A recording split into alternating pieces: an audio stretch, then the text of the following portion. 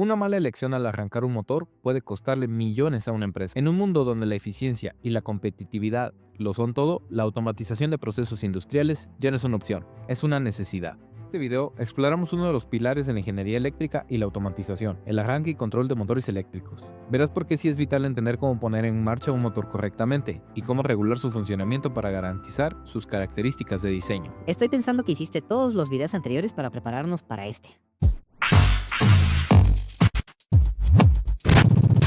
Pero siempre vamos por partes. Como dijo Jack, Para entender cómo funciona un sistema automático, primero debemos identificar sus circuitos principales, el circuito de fuerza y el circuito de control, también conocido como circuito de maniobra en algunos países. El circuito de fuerza es el encargado de suministrar la energía eléctrica a los actuadores del sistema, como por ejemplo el motor. Es el que maneja la potencia necesaria para que los dispositivos hagan su trabajo.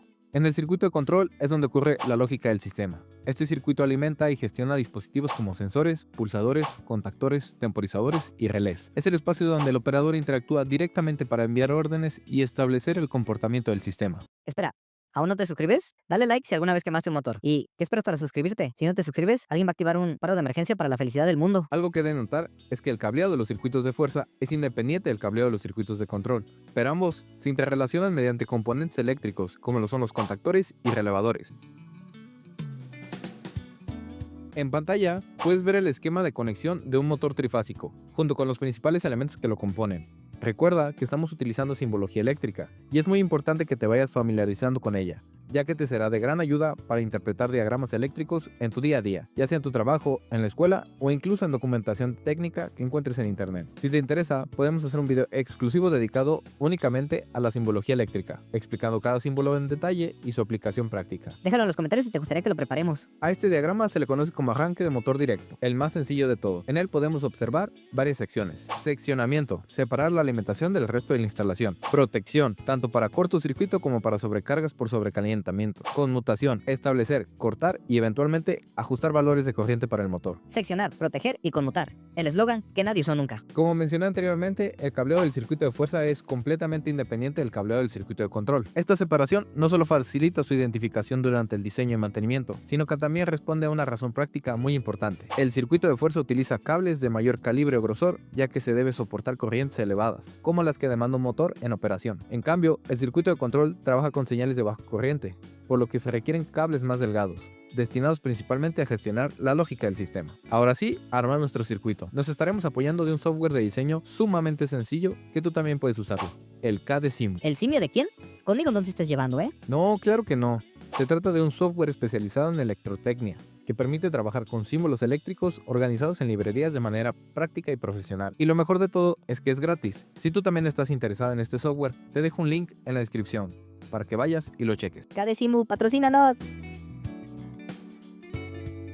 Primero, colocamos nuestra alimentación. Al ser un motor trifásico, esta puede ser de 220 o 440 en corriente alterna, dependiendo de las características del motor. Después, el elemento de protección, un guardamotor. Por el momento podemos prescindir del seccionador, ya que haremos este control simplemente para un motor trifásico. Continuamos agregando nuestro contacto de conmutación para finalmente agregar nuestro motor. Todos estos elementos los interconectamos eléctricamente y podría decirse que tenemos nuestro motor listo para probarlo. Oye, pero eso está mal. Ahí te faltó el relé térmico de protección y el interruptor termomagnético. Vaya, se nota que sí repasamos los temas pasados, ¿eh? Pero no, amigo, no está mal. Como mencionamos en el video de elementos de protección, un guardamotor te cumple la función de un interruptor termomagnético y de un relé térmico, al contar con las características necesarias de ambos dispositivos. Inclusive, el guardamotor puede ser ajustado a un umbral de corriente, para la corriente de sobrecarga específica del motor. Y entonces, ¿cuál circuito es el correcto? Ambos lo son, dependiendo de la aplicación y el fabricante. Se puede optar por usar un guardamotor o el par interruptor termomagnético y relé térmico para proteger tu motor. Entendido y anotado, profe. Gracias y continúe. Ahora probemos nuestro circuito. Recuerda que en el video de elementos de mando, el contactor cuenta con un pequeño pulsador integrado, con lo cual podemos forzar la activación del contactor sin necesidad de alimentar su bobina. Agregaré un botón extra simplemente para representar dicha acción. Ahora, simulemos nuestro diagrama. Accionamos nuestro guardamotor y le damos un pique al pulsador del contactor. Observen cómo al activar los elementos, el color de estos va cambiando y el motor también cambia de estado, mostrando también su sentido de giro. Increíble. Ahora soy todo un diseñador eléctrico profesional, profesor, doctor Chango. Oye, tranquilo, vamos empezando. Recuerda que nos queda diseñar el diagrama de control. Para el diagrama de control agregamos lo siguiente: nuestra línea de alimentación, que puede ser de 24 volts directo, que es lo más común, o de 110 volts en corriente alterna. Nuestro pulsador de paro, que contiene un contacto normalmente cerrado. Nuestro pulsador de inicio, que contiene un contacto normalmente abierto. Nuestra bobina de activación del contactor. Y finalmente, nuestro lazo cerrado del circuito. 0 volts en corriente directa o neutro, dependiendo de la alimentación. Voy a retirar el botón que coloqué para ahora realizar la prueba con el circuito de mando, y simulamos. Presiono nuestro guardamotor y activamos nuestro botón de inicio. Observen cómo el motor comienza a girar, al igual que como lo hacía con el pulsador verde, pero esta vez ya es con lógica de control. Si yo dejo de presionar el botón de inicio, el motor deja de girar y el circuito se detiene. Pero no vamos a dejar a una persona que esté presionando todo el tiempo el botón para que gire el motor, ¿o sí? Imagina que el motor debe girar una hora, o peor, un día, o peor, un mes, o peor, un año entero. Tranquilo, este circuito de control aún no está completo, le falta algo fundamental, el enclavamiento. Este enclavamiento es esencial para que, una vez activado el motor con el botón de inicio, el circuito permanece energizado sin necesidad de mantener el botón presionado. Para lograrlo, utilizamos uno de los contactos auxiliares normalmente abiertos del contactor. Lo que hacemos es colocar este contacto en paralelo con el botón de inicio, conectándolo después del botón de paro y antes de la bobina. De esta manera, cuando el contactor se activa, su contactor auxiliar cierra el circuito y mantiene energizada la bobina, incluso después de soltar el botón de arranque. ¡Qué bueno!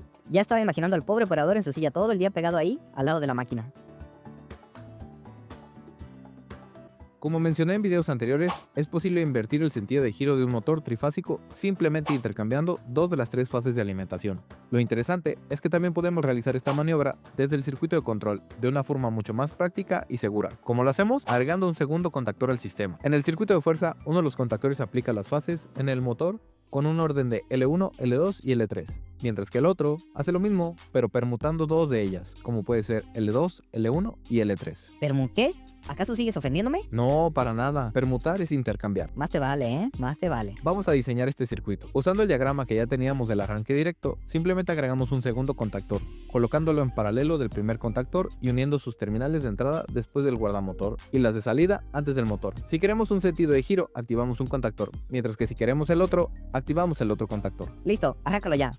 ¡Alto! Si haces esto, sin realizar unos cambios en nuestro circuito de control, podemos ocasionar un serio problema. En ningún caso se pueden activar los dos contactores a la vez, esto produciría un cortocircuito. Para evitar esto, debemos aplicar una medida de seguridad muy importante. Pero antes vamos a crear un segundo circuito de mando para el segundo contactor, que será el encargado de invertir el giro. En este nuevo circuito agregamos un botón de inicio exclusivo, la bobina del contactor 2 y su contacto normalmente abierto, que permitirá el enclavamiento, tal como lo hicimos con el primer contactor. Lo bueno es que podemos compartir el mismo botón de paro para ambos circuitos, ya que estamos trabajando con un solo motor, solo que en sentidos de giro diferentes. Ahora viene lo más importante, vamos a usar contactos auxiliares normalmente cerrados de cada contactor para implementar un enclavamiento cruzado. El contacto normalmente cerrado del contactor 2 lo conectamos en serie antes de las bobinas del contactor 1, mientras que el contacto normalmente cerrado del contactor 1 lo colocamos antes de la bobina del contactor 2. ¿Qué logramos con esto? Que si uno de los contactores se energiza, el otro quede bloqueado automáticamente, evitando que ambos se activen al mismo tiempo.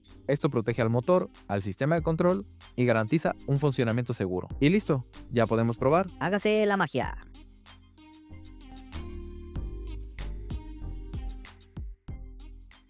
Y con esto cerramos el video de hoy. Espero sinceramente que hayas aprendido algo valioso sobre uno de los pilares fundamentales del control eléctrico, el arranque y paro de motores trifásicos. Este conocimiento es la base para entender sistemas mucho más complejos en automatización industrial, así que si dominas esto, vas por muy buen camino. Cuéntame en los comentarios qué te pareció la explicación. ¿Te gustaría que sigamos trabajando con simbología eléctrica y simulaciones? Tu opinión es la clave para mejorar el contenido del canal. Además, en la descripción te dejo información de libros, documentos útiles y todas mis redes sociales, donde comparto contenido extra, tips y respondo dudas. Pásate por ahí y sígueme para seguir aprendiendo juntos. Creo que dejaré de instalar juegos en mi computadora para mejor instalar el KDeCimo y seguir practicando. Bueno, pensándolo bien, seguiré instalando juegos, pero sí descargaré también el KDeCimo. Gracias por acompañarme una vez más y nos vemos en el siguiente video.